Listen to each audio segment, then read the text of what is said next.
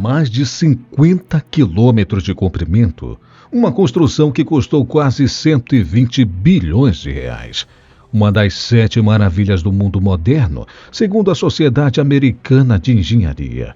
Essas são uma das características de um dos mais encantadores e ousados projetos da engenharia recente da humanidade, o Eurotúnel.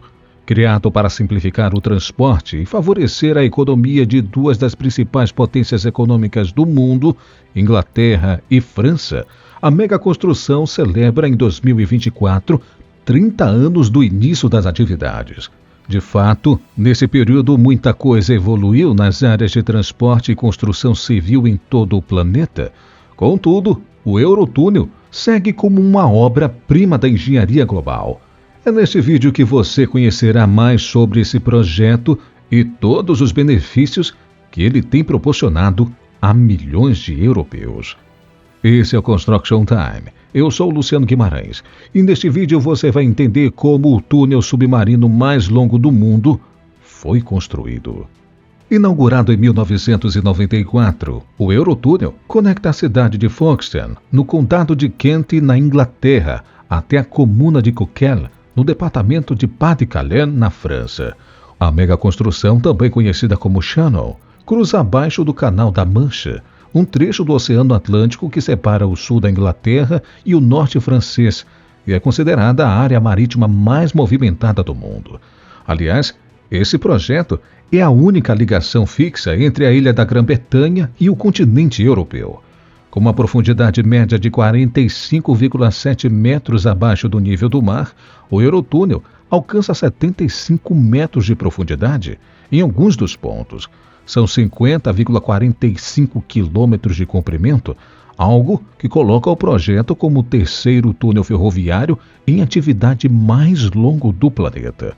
Outro número impressionante do Eurotúnel diz respeito à secção subaquática maior do mundo nesse quesito, com nada menos que 37,9 quilômetros de comprimento. Muito além dessas marcas, vale destacar que a megaconstrução anglo-francesa é construída como 2 túneis ferroviários principais, com 7,6 metros de diâmetro, separado por um túnel de serviço, todos conectados por passagens transversais e dutos de alívio do pistão. As operações no Eurotúnel contam com 4 tipos de serviços. Primeiro, a Eurostar, um trem rápido que conecta Londres a Paris e Bruxelas, com paradas em Ashford, Calais e Lille. Segundo, é o Le Shuttle, que transporta veículos através do túnel entre Calais e Folkestone, como se fosse uma balsa ferroviária. O terceiro é o transporte de caminhões em trem, o que possibilita motoristas viajarem separadamente. E o quarto é o Europort, que é o serviço de transporte de carga convencional. Muito além de todos esses serviços e números grandiosos, fato é que o Túnel da Mancha reserva uma rica história e um projeto à altura das maravilhas da engenharia do mundo moderno.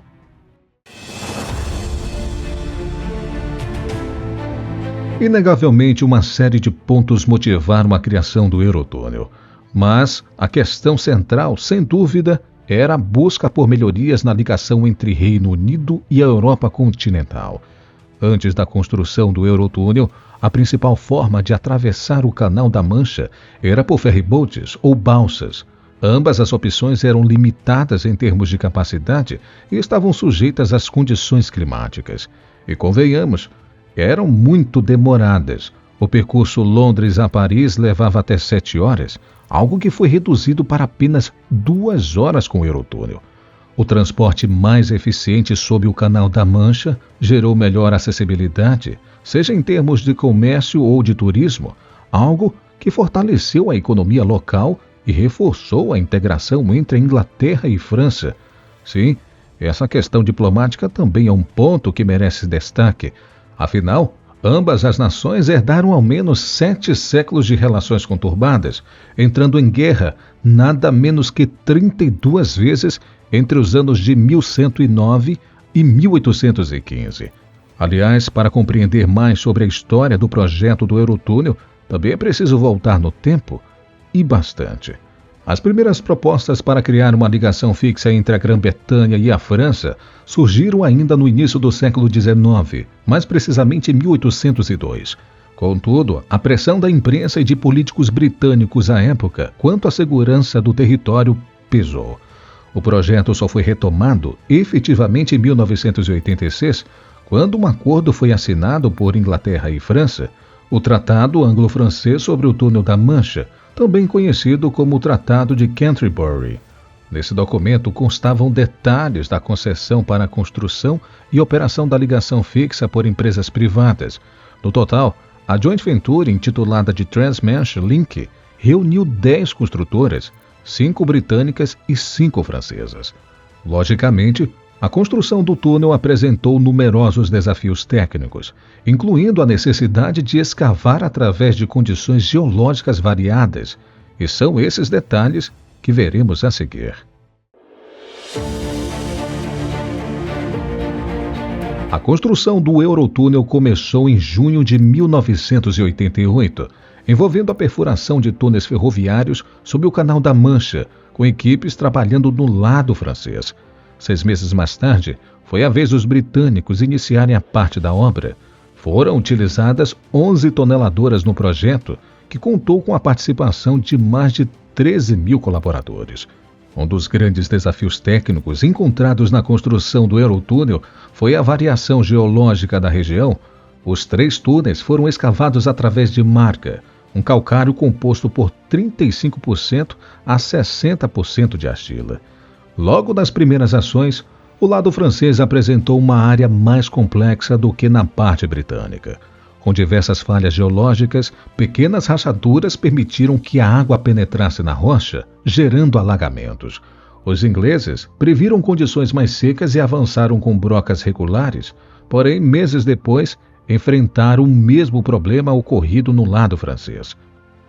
Diante desse cenário, os engenheiros tiveram de desenvolver madriladoras à prova d'água, utilizar argamassa para selar as fissuras criadas na esteira da broca e até mesmo trabalhar à frente da broca principal para reforçar a região prestes a ser perfurada. Ambas as equipes começaram a perfurar a toda velocidade, com madriladoras de até 1.300 toneladas, atravessando quase 3,5 metros de estrutura local por hora. Simultaneamente à escavação, eram instaladas anéis de revestimento para estabilizar o túnel atrás deles, abrindo caminho para vagões de apoio acompanhando cada máquina. Outro enorme desafio do projeto foi a verificação de coordenadas para garantir que as equipes estavam no caminho certo do encontro em um ponto em comum, conectando as escavações em um único túnel. Para isso, as brocas utilizadas no projeto contavam com um sistema de posicionamento por satélite. As equipes contaram ainda com paleontólogos, que estudavam fósseis escavados para confirmar se as equipes estavam na perfuração certa. Além dos túneis, o projeto incluiu a construção de High Speed 1, uma linha ferroviária de alta velocidade que se estende desde Londres até o portal do túnel em Folkestone. Inaugurada em 2003, a linha oferece viagens rápidas entre Londres, Paris e Bruxelas. Em termos de infraestrutura, o Túnel da Mancha apresenta sistemas avançados de comunicação, alimentação elétrica e sinalização para garantir a operação segura e eficiente dos trens que o atravessam. A ventilação e o resfriamento também são cuidadosamente controlados para garantir a segurança dos passageiros e funcionários. Como podemos ver, o Eurotúnel é de fato uma obra-prima em termos de engenharia. Porém, essa megaconstrução também se destaca por números astronômicos. O projeto anglo-francês foi lançado em 1994 sob a condição de líder mundial no ranking de túneis ferroviários, com ao menos 2 tubos. Os 50,5 quilômetros de comprimento eram quase 2,5 vezes maior do que o então detentor do recorde, o túnel de Simplon, localizado entre a Suíça e Itália. O Eurotúnel permaneceu nesse posto por nada menos que 32 anos, mais precisamente até 2016, quando o túnel de Besse de São Gotardo, de 57 quilômetros de comprimento, foi inaugurado na Suíça. Apesar desses revés, convenhamos que 50,5 quilômetros do Eurotúnel ainda impressionam. Aliás, quer ter uma ideia do que essa medida representa em números mais comuns ao nosso dia a dia? É uma distância equivalente à cidade de São Paulo ao município de Jundiaí. Outro aspecto impressionante da megaconstrução europeia tem a ver com o orçamento. Ao longo dos 6 anos de construção, o Eurotúnel contou com um investimento de 9 bilhões de libras esterlinas, 3,5 bilhões a mais que a estimativa inicial. E se tal valor já pode parecer assombroso, vale destacar algo impressionante. Com atualizações monetárias, a quantia sobe para impressionantes 19 bilhões de libras esterlinas, ou 22 bilhões de euros. Na conversão até o fechamento deste vídeo, o valor era equivalente a 118 bilhões e 930 milhões de reais.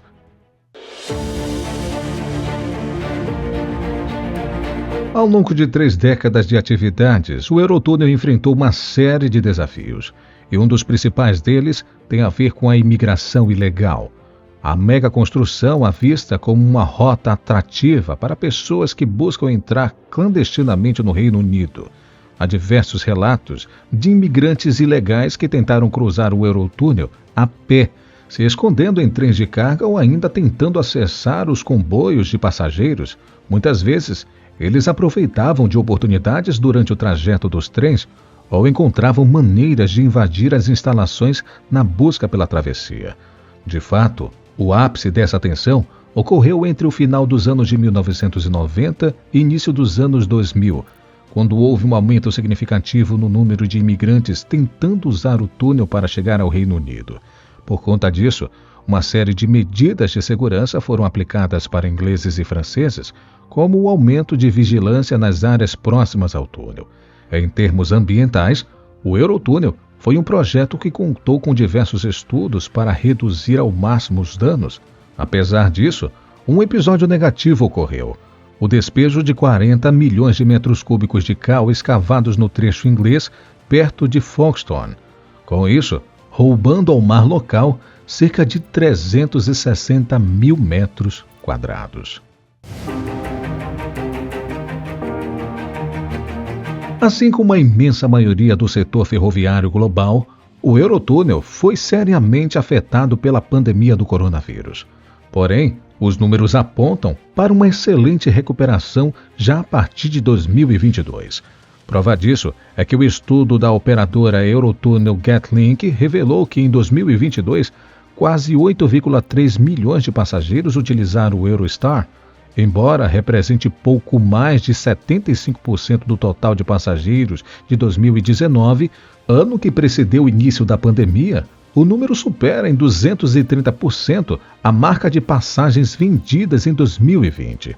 Ainda de acordo com a Getlink, as atividades no Eurotúnel registraram um aumento de 107% na receita entre 2021 e 2022, totalizando o valor recorde de 1,6 bilhões de euros. Curiosamente, vale destacar que apenas em 2008, no 14º ano de operações, é que o Eurotúnel começou a gerar lucro.